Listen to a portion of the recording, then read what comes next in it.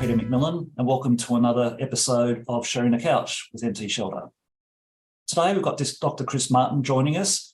Chris is a Senior Research Fellow in the City Futures Research Centre at the University of New South Wales in Sydney. He's an expert in rental housing with special expertise in tenancy law, social housing, marginal tenures, affordable housing policy and the intersection of housing, government and social control. He has qualifications in economics, law and criminology. Chris's research interests cover a wide range of areas within housing, including tenancy law, the private rental market and related institutions, social housing, lodging and boarding houses, residential parks and land lease communities, housing investment and finance, housing policy and intergovernmental relations, history of housing policy, international comparative housing studies, and intersections between housing and criminal justice. Chris has led and participated in numerous inquiries and research projects for the Australian Housing and Urban Research Institute, or AHURI, the Australian Research Council, and other research funders. Recent research for AHURI that Chris undertook includes the project Exiting Prison with Complex Needs, the Role of Housing Assistance in 2021. He's currently leading another AHURI project towards an Australian housing and homelessness strategy, understanding national approaches in contemporary policy. Prior to joining City Futures in 2015, Chris was a Senior Policy Officer of the Tenants Union of New South Wales and is the author of the Tenants Rights Manual, 4th edition, the leading text on tenancy law and policy for tenants and community workers in New South Wales. He's also a past chair of Shelter New South Wales. Chris, we're broadcasting today from Larrakia land here in Darwin. I'd also like just to pay my respects to elders past, present and emerging, and to any other Aboriginal persons who may be watching on or listening to this podcast. Welcome to you. I think you're down in Sydney. Yeah, thanks, Peter. Thanks for having me. I'm joining you today from Dharawal country, just south of Sydney. So my respect to the Dharawal, respect to Larrakia and all the First Nations in between. Absolutely, there's quite a few of them, isn't there? And Chris, you studied economics with a focus on social studies and law at Sydney Uni. What was it about those fields of study that interested you when you were leaving high school and you were thinking about going to university? No doubt. What was it about those areas that was appealing? Good question. I think both law and the economics I did. I studied political economy, which is a particular course at Sydney Uni, and these are more heterodox or non-mainstream economic theories, economic approaches, and I think those courses of study are great general backgrounds that can prepare a person for work in any number of areas, whether that's government or community sector, like where I went, and then academia areas as well, where I've ended up. Yeah, and what was it about this? I guess the non-government sector or the social policy sector that drew you? Presumably, you went to the Tenants Union of New South Wales fairly soon afterwards, or did you have a number of steps in between? So my first proper job after graduating law school was as a tenant advocate at Southern Sydney Tenants Advice and Advocacy Service. That's located in Campsie in the southwest suburbs of Sydney.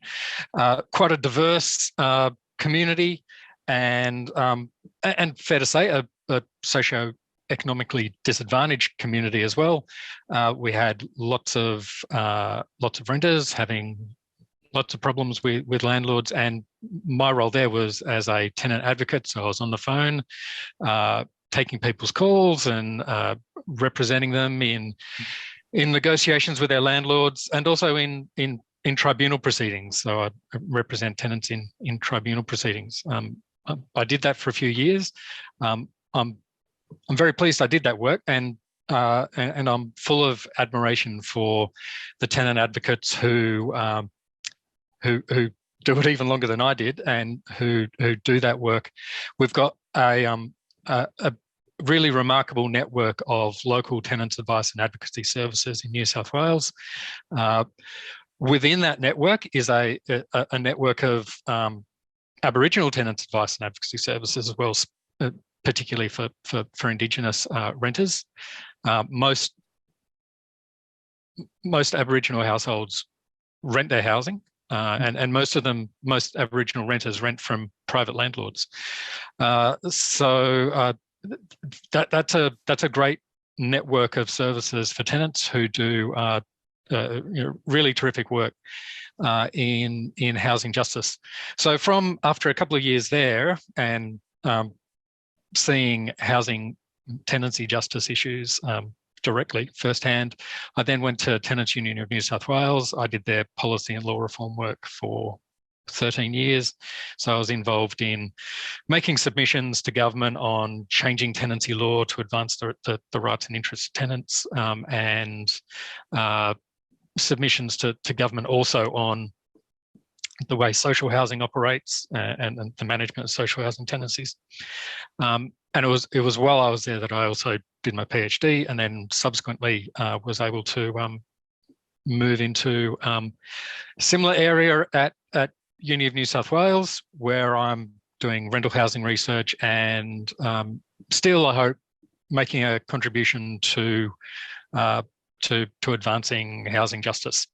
Chris, it's really interesting, because we've had a number of people on this program who have said, they left school, they went to do science or agriculture, or one was archaeology, and then they discovered they didn't like mucking around in dirt and stuff. But it seems to me, like from what you said, you made a pretty good choice when you left university, and because you're still in that field and you've still got a lot of interest in that area. Would that be fair to say? You kind of landed on your feet there through some good choice. You knew what you wanted to do, obviously. Yeah, I remember. Well, I grew up in in Kiama. It's a small town south of Sydney, and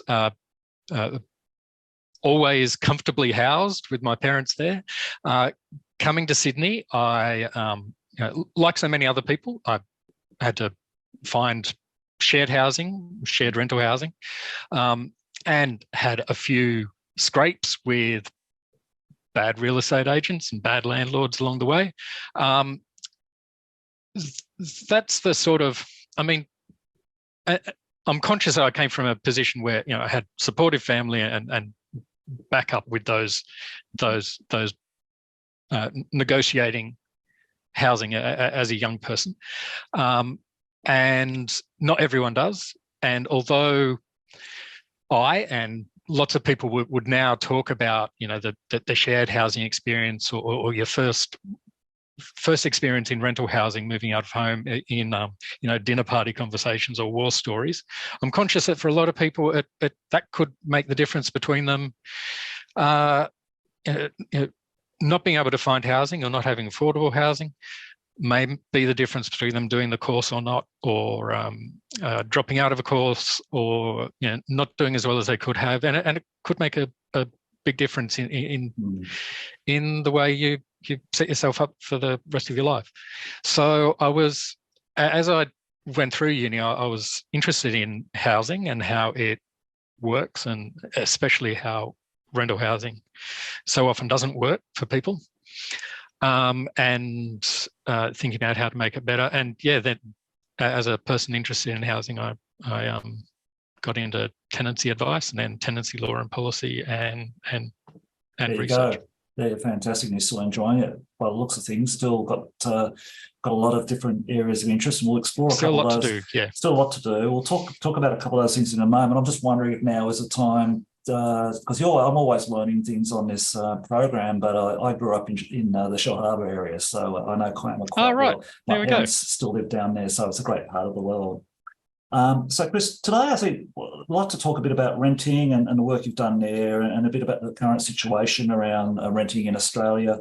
I mentioned in the introduction that you've co-authored a book that's widely regarded in New South Wales around tenancy legislation and tenants' rights. Just before we go on to that, I know that comparative housing studies is also something that's particularly of interest to you. Have you had the opportunity to learn some interesting things around our housing system based on what other countries have been doing? Can we learn from the lessons, I guess, from overseas? Yeah, that's I think there is lots to learn, and I'm also conscious that it's a we do, when we're talking about housing in Australia, we often make comparisons overseas, and sometimes those comparisons aren't always really well grounded in reality. So, for example, the one that comes to mind is the idea that in Europe everyone rents. That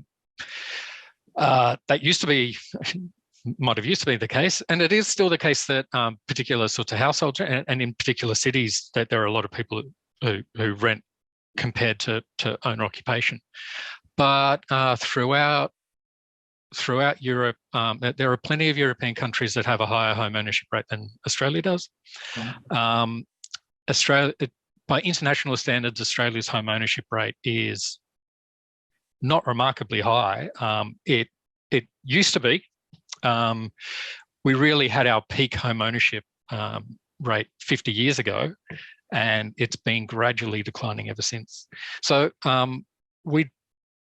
in terms of rental housing, Australia does have quite a big rental sector, has quite a big private rental sector. We have very little social housing, and our one of the things that does make us different, it's not the home ownership rate, it's one of the things that really makes us different, I think, is the extent to which our rental housing system is integrated with our owner occupation system. And by that, I mean, we do have rental properties that cross over into owner occupation a lot, and owner occupied properties that leave the sector and go into rental for a time. So that integration of properties going in and out of rental from other parts of the housing system, that's something that is by international comparison a bit unusual about Australia. It's something that happens a lot here. So we don't have a stock of housing that stays rental for a long time. There's some good things about that and bad things about that. It can mean that as properties go into owner occupied for a spell, they might get some repairs done because they're more likely to get maintained by owners rather than by landlords. But it also means that we've got a real challenge, like a structural challenge about security of rental. So many of our every year, so many rental properties just leave the rental sector for other parts, whether it's owner occupied. Increasingly, it's tourism through Airbnb and that sort of thing. So our rental sector, fairly large as it is always changing. It's really dynamic, and landlords are constantly coming into it, and properties are constantly coming in. They're also constantly going out, and that's a real structural challenge.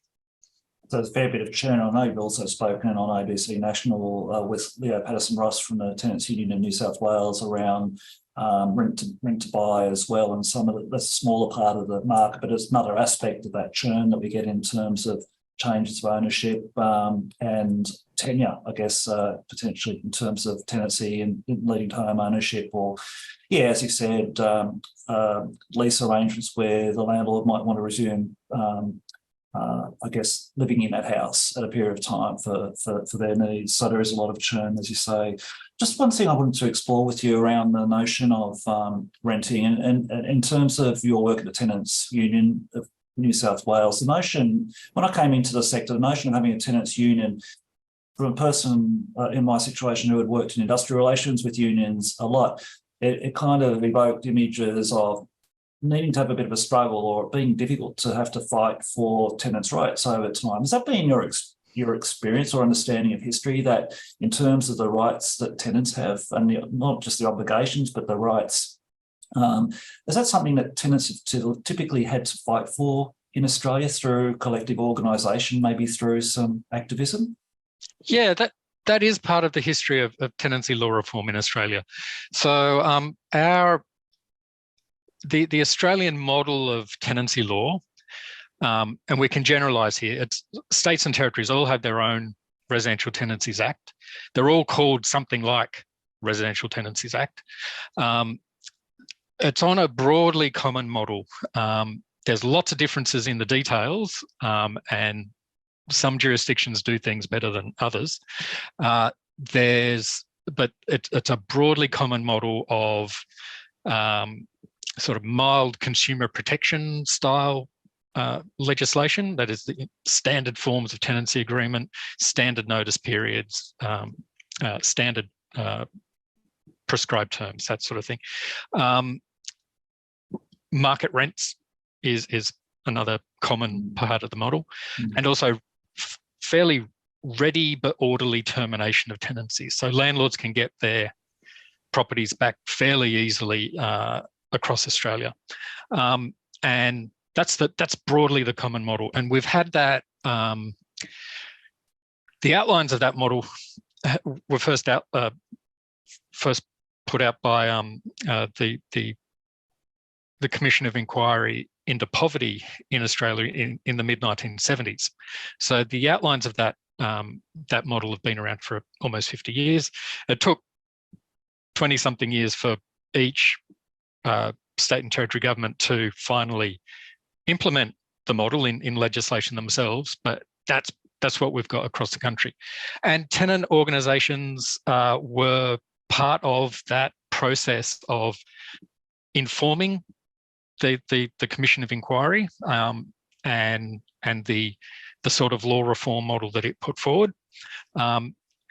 What it put forward was a little stronger on tenant protection than what all of the states and territories ended up doing, but it was still an advance on what the law was before that, which was a real complex patchwork of old property law doctrines and a little bit of rent control and a lot of complicated decontrolling of rent control. So the law was a mess. That fairly light consumer protection, ready but orderly termination model that succeeded it was an improvement, but it still needs further to go. And tenant organisations have changed over that time as well, because so for example, Tenants Union of New South Wales now is a community legal centre. I know that the Darwin Community Legal Centre is in a similar organisation in that respect. They get some funding by government to provide services to people, legal services to people. Tenants Union of New South Wales also has another funding program to help coordinate that network of local tenants advice services I mentioned at the beginning. So doing training for them. So the focus of tenant organisations has changed over the years. They still do have a law reform and campaigning function that I was involved in, but they're doing a lot more service provision, legal advice and legal service provision to renters throughout their jurisdictions. Do you think if renters came to Australia, do you think if people came to Australia through immigration, for example, or as international students coming to Australia, they'd be surprised by, I guess, the power or the relative power in the tenant-landlord relationship? Do you think a lot of people say that we haven't got that balance, right? And I know advocates have talked for a long time in the context of reform that needs to be a fairer balance struck. We certainly want to see that here in the Northern Territory. But do you think there is that kind of, do you think people coming into Australia might think, well, compared to what I'm used to back in our own country, we really don't have the level of protections around evictions or notice periods or around increases or repairs and maintenance, whatever it might be. Do you sense there is that imbalance here in Australia? Yeah. I mean, by international comparisons, the way we regulate tenancies is pretty light on, and in particular the lack of security, legal security that tenants have is a notable problem in Australian legislation. Also, the lightness of regulation around rent increases is also something that is out of step with other jurisdictions around the world. I mean, there are rent control and rent regulation is done in all sorts of different ways in different countries and in different cities throughout the world. We don't really regulate rents for affordability in any Australian jurisdiction, and the regulation we do have is around the amount of notice you're given. We do have some limits on the frequency of rent increases, but the amount of a rent increase is the regulation on that is it's in line with what the prevailing market is. The general market level of rents for comparable premises is the benchmark. And look, it is pleasing to see that there is more of a conversation going on at the moment now about other and better ways of doing that and protecting tenants against rent increases that landlords have done nothing to earn. It's just they're using their power over the property and the threat of homelessness to extract rent from people. I'd like to unpack that a little bit. Absolutely, I think it's a really important point you've hit on there. I guess fundamentally, what would you say to state and territory governments around why it's important to have more progressive contemporary legislation on rentals that provides that fairer balance between landlords and tenants? Why should they care? Why should they be interested in them? Well, it's interesting that they're noticing them that for themselves more and more. Like we've just had a state election in New South Wales here where both major parties went to the election promising to improve security for tenants and make other law reforms as well. And I think they are increasingly aware that rental housing and the rights of renters and the ability of renters to make a home in rental housing is an issue for the electorate and for them and for governments. So I think one particular aspect of that is that households are renting longer. That's clear. They're renting longer into their adult lives, and they're renting into the period where they're having kids and trying to settle down. And increasingly, people are also renting through their middle age, and so ideas around security and also autonomy, like being able to decide for yourself how you're going to live in your house and make it your home, are without the micromanaging that so often passes for tenancy management, like can you put pictures on the walls and can you have a dog or a cat? That sort of that security and autonomy in your housing and being able to make it your home is increasingly important, and I think that's registering with governments. And I think it's interesting too. I know in the context of negotiations in the Senate regarding the HAF, the Greens have made a big point around rent controls or rent being fixed for a period of time. And it's been reported that in that seat of Griffith in Brisbane, that the situation for renters was an issue that resonated politically. Whether that's right or wrong, it does seem to suggest that the issue of renting and renters' vote as well seems to be being understood a little bit more widely. National Cabinet, Chris, has recently said, as you'd be aware, that the Housing Minister's been given 6 months to have a conversation around rental protections and look at what's happening across Australia and perhaps have some consistency around that. Just two parts to this. First of all, is there a case for harmonised legislation in Australia for renting? I know maybe there's historical by design or by accident that the states and territories all have their own residential tenancy legislation.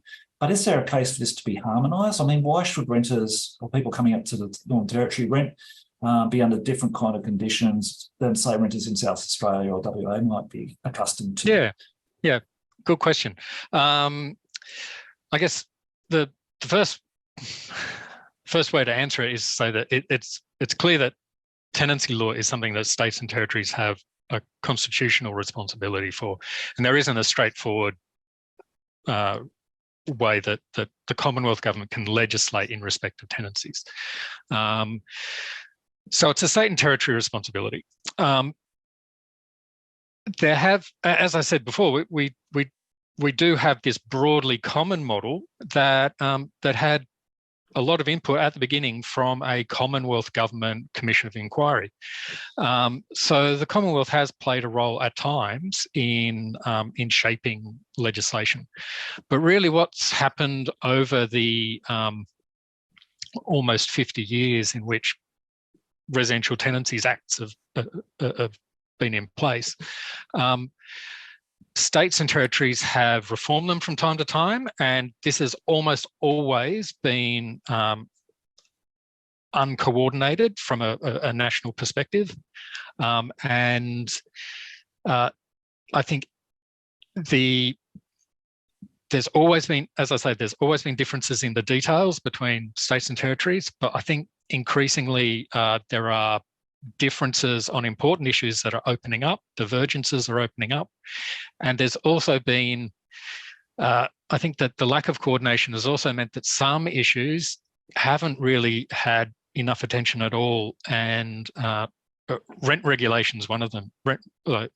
In the state and territory level reviews that happen from time to time, security has been an issue, improving security for tenants, and this is where they've started to diverge quite a bit. Some states have improved security, particularly by restricting the circumstances in which no grounds termination notices have been given. Only one jurisdiction, that is the ACT, has actually gone as far as getting rid of no grounds altogether, although Victoria has restricted them fairly heavily to the end of the first fixed term of tenancy. And then after that, you can't do no grounds. Queensland, at the end of fixed terms, and you can be on a series of fixed terms. But that's an area of discrepancy that's opened up. On the other hand, rent regulation hasn't really figured in any of the state and territory level reviews, and that's something that really we should be looking around the world for other examples of how to do it, and something where some useful work could be done coordinating across the jurisdictions. I think the National Cabinet decision to develop a reform agenda, like a national level reform agenda for the states and territories to implement, that's a really positive move. And as it happens, some colleagues and I prepared just such an agenda for Ahuri last year. So that there's a report on Ahuri's website about regulation of residential tenancies, and it sets out some priority areas to be addressed, such as security, rent regulation, some of the data stuff around access, repairs and maintenance and property condition. There are some issues that really haven't been addressed there that could usefully be addressed in this upcoming national reform agenda. Do you think that is still a tendency for maybe some states and territories not quite to understand the importance of doing this legislation? I mean, are they being dragged to the table to do this? Yeah, good point. I think one of the advantages of it being on the National Cabinet's radar, and particularly the way the National Cabinet said that they want this work to be done to strengthen tenants' rights, and they expressly said it was about strengthening tenants' rights. That's a strong direction that hasn't always been at the state and territory level as they've gone about their reviews. And some states more than others have been overly sensitive to frankly fear campaigns and just public relations blitzes that are being conducted by some of the real estate institutes. It hasn't been a really productive way of advancing tenancy law reform, and in some states we've seen governments get a bit nervous about taking what really are very sound reforms forward. And hopefully in advancing a national reform agenda, there'll be a little more resolve. Okay, fantastic. That keeps them on the straight and narrow. Yep. No, that's fantastic to hear. And look, I think you've answered the question I was going to ask, which is what you're looking or hoping to see out of that National Cabinet referral back to the housing ministers. But if we can look at maybe that issue of rent control or rent regulation you referred to, and I guess just for background of our viewers, listeners, I guess we've all seen across Australia, and barely a day goes by without an article in the media about a family or an individual that's had the rent go up substantially at the end of their lease, and to the point where they have that incapacity to pay and have to either find another property or face very difficult choices around managing their household budget. And in some cases, I know in the family that used to live downstairs in the unit beneath us, having to move into a caravan, and they're now in interstate Western Australia with the kids.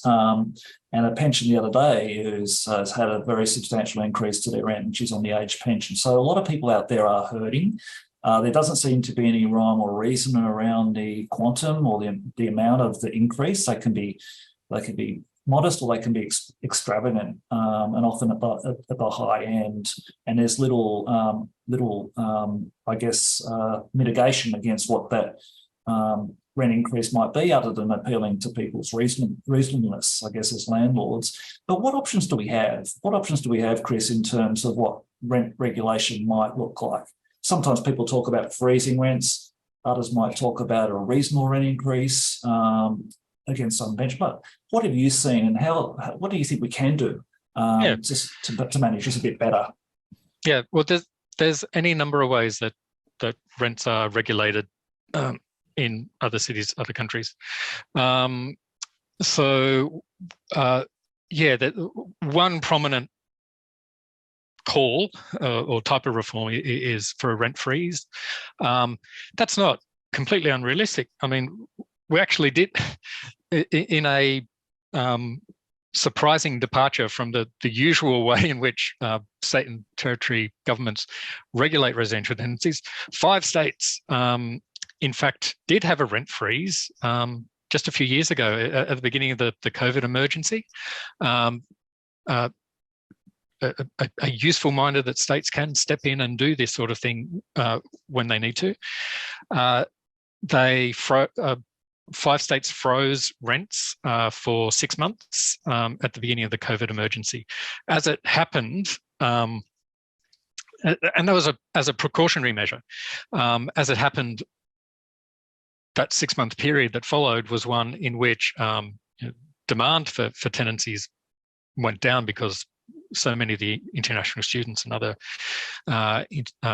international workers were out of the country, and that factor of demand left the market. If anything, we really needed that rent freeze, that control on rents 6 months later when people started moving around again. So there's rent freeze, and other countries have, Scotland currently has a rent freeze in place. Other countries, Ireland had a rent freeze that continued on longer than ours in the COVID emergency. That's one option. It does raise the question of how you, what comes after the freeze. There have been historical experiences of rents being frozen at, well, for example, in the Second World War, frozen at the level of August 1939, and that state continued on for a long time. And that can become challenging to enforce or if not dysfunctional. So what happens after a rent freeze is the next question. Alternatively, you could have rents increasing, allowed to increase, but not more than a certain amount or by a certain percentage. And that's really a guideline amount that might be stated by a government agency, or it might be set like CPI, not more than CPI. So most of the Canadian provinces, for example, have a guideline rent, and it gets stated at the beginning of each year, and it's a certain percentage, and rents can be increased by that much. In some circumstances, they can be increased more than that if improvements have been done to the property, that sort of thing. But that's a fairly common, having a percentage guideline, and that's, I mean, the rationale for that is that an increase in the rent that might reflect CPI or just inflation helps maintains the return that the landlord gets on their investment. So general inflation isn't eating away at the return they get, but they're not getting above that, and that sounds reasonable. Then there's other types of rent regulation throughout the world. You can have more targeted rent regulation. This is Ireland does this, and Scotland has had this in place until it's rent freeze. So you could say in particular areas, if there's a measured escalation of rents over a number of quarters, then a cap kicks in for that area for a certain time. The rent pressure zones is what they're called in Ireland and Scotland. So there's any number of ways. We do have one variation in Australia on the general way of doing it, which is rents can rise in line with the market, the general market level for comparable premises. The ACT has a guideline.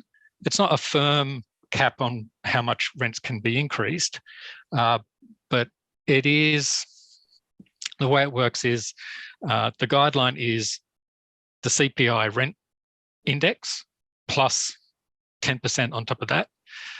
So if CPI rents is 4%, the guideline is 4.4%.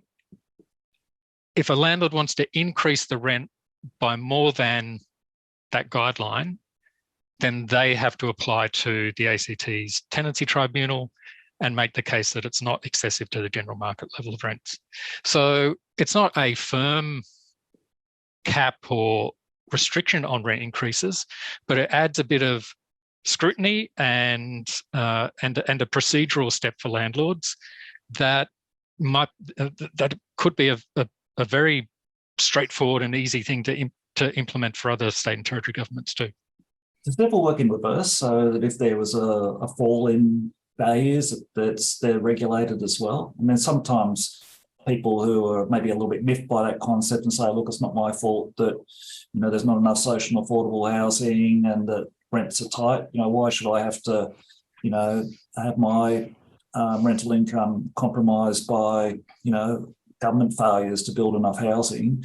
And sometimes people will say, well, if you're wanting to regulate rents going up by minimum certain amounts, it should work in the opposite way as well. Have you seen any evidence of that? It's a different policy problem, I know, but do you have any sympathy for, I guess, for landlords that say, look, why should my ability to charge rent to a tenant, the increases be regulated when it's essentially due to market failure or there's just not enough competition, and why should I have to pay price? Yeah. Well, why don't we turn it around and say, you know, what have you, the landlord, done? What have you, the landlord, done to deserve an increased payment on the housing services you're providing? And that's a pretty generous way of characterising it, I must admit, providing housing services. I think it is. All too often landlords are just standing between a person and their housing, and with their hand out, and they're asking for money in return for not making someone homeless. And the idea that they can, I'd like to see them justify themselves in asking for yet more of a person's income when the quality of the housing service provided, you know, isn't improving any. It's the same house. It's the same. If anything, it's probably deteriorated a little bit between rent increases, and really, a rent increase is a windfall to the landlord. And leaving aside the question of land tax and the taxation of those sorts of increases that increases in the value of the property and the rental income that can flow from a property that derive from it being in a good location, the landlord's done nothing to earn that. They've merely bought the place before someone else did, and they're capturing the increase in value that flows from other people's work and other people's efforts, and it might even be the resident makes a contribution to the rising value of a place because they're part of the community there, and it's an attractive community. And if anyone deserves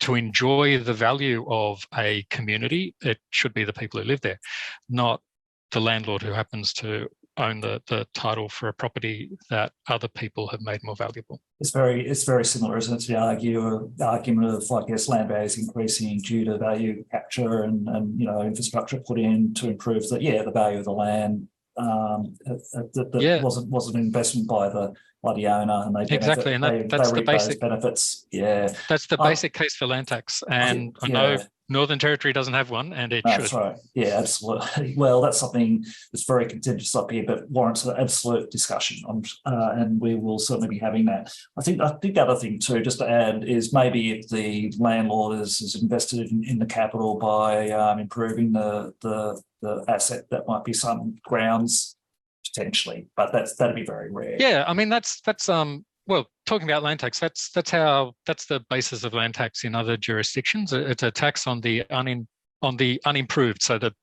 unimproved value of the land, so the value not counting the building that's on it. So that's in principle that's a bit of encouragement for landlords or property owners to improve their property, to make improvements to the property, to build something on it that will really realise as much rent as they can from that property. And the principle is that the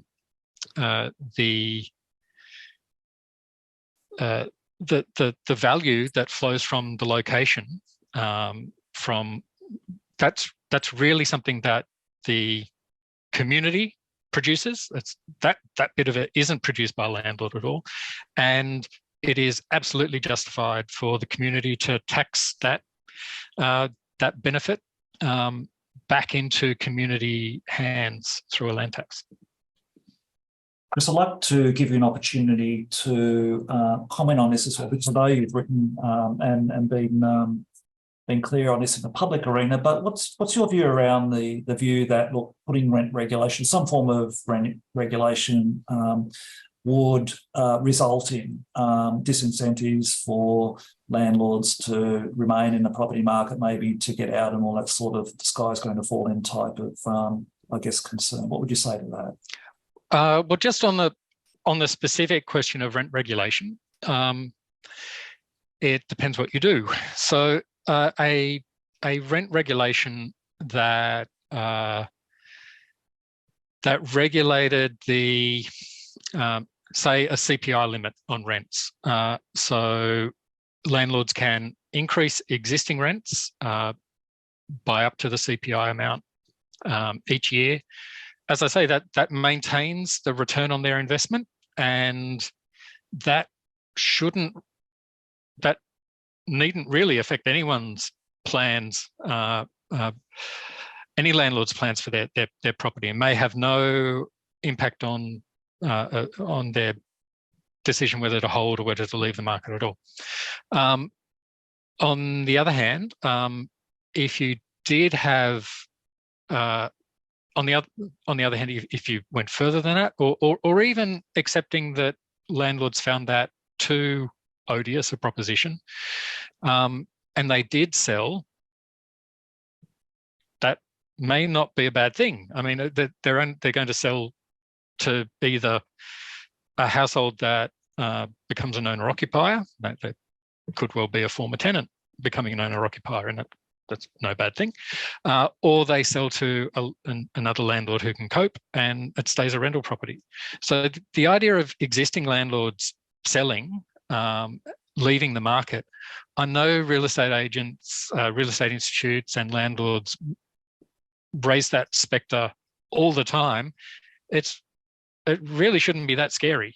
The prospect of existing landlords selling and leaving the market, for a start, they already do. They already sell when it suits them and leave them. It's that part of that churn that we were talking about at the beginning. But they'll sell to someone else, and it gives more space for either a landlord who can cope with a stronger regulation, or more space for owner occupiers. So both those things aren't frightening prospects. As far as investment into the sector goes, there's a case to be made that if you have a regulation of existing rents, that can be consistent with a pro-development or a pro-investment stance, in that if you've got a regulation of rents, of existing tenant rents, it's then it becomes the way property owners can make more money out of their properties is to develop them to provide more housing. So to a property that might be underused in terms of its housing potential would be redeveloped into from a house into a small block of flats, for example, and that's the way the rental income can be increased, and it's an increase in supply of housing as well. That's consistent with having a regulation of existing tenancy rents. It means that the landlords have more reason to bring on more supply, additional supply to the market, and that being the way that property owners get their return, get their reward by actually building something, rather than doing the less useful thing of just increasing in existing tenants' rents. I guess in terms of the argument being spurious that you were referring to before, I guess that also applies to change around energy efficient standards for homes and other building changes to National Construction Code.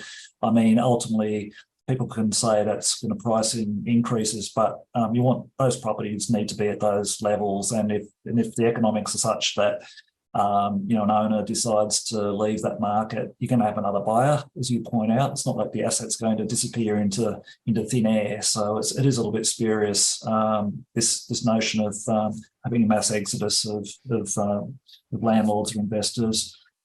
Chris, just finally, I'd just like to wrap up this section on no renting. So just to recap.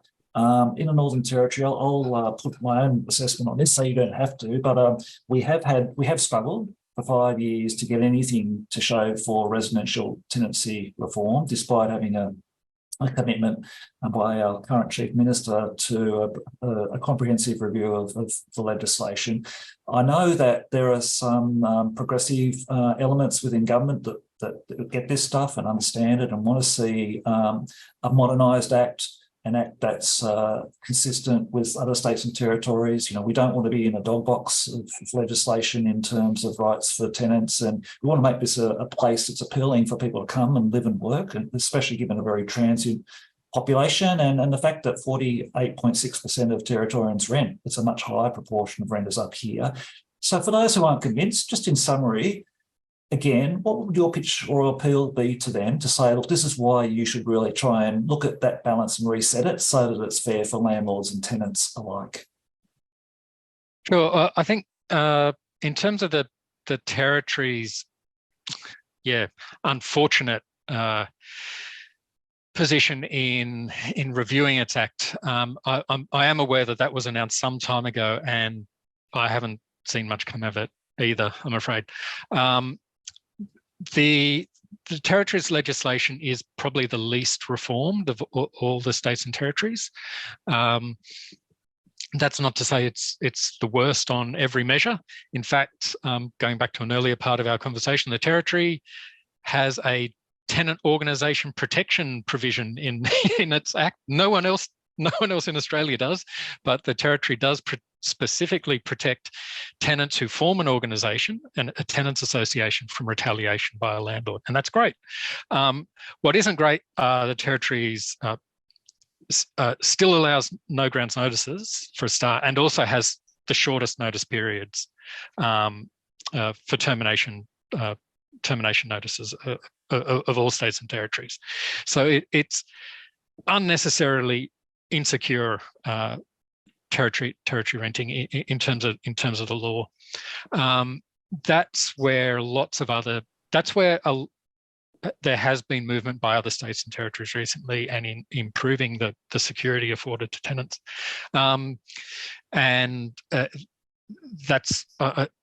That's the single most important reform that all the states and territories could be doing, and the territory in particular, because it is actually further behind on that score than anywhere else. Territory's done some positive things around keeping pets. That's one thing that outside of the review process that it's come up with, but there are a number of other areas where attention is needed, and where states and territories can all be learning from each other. And I think that's the theme of the National Cabinet decision.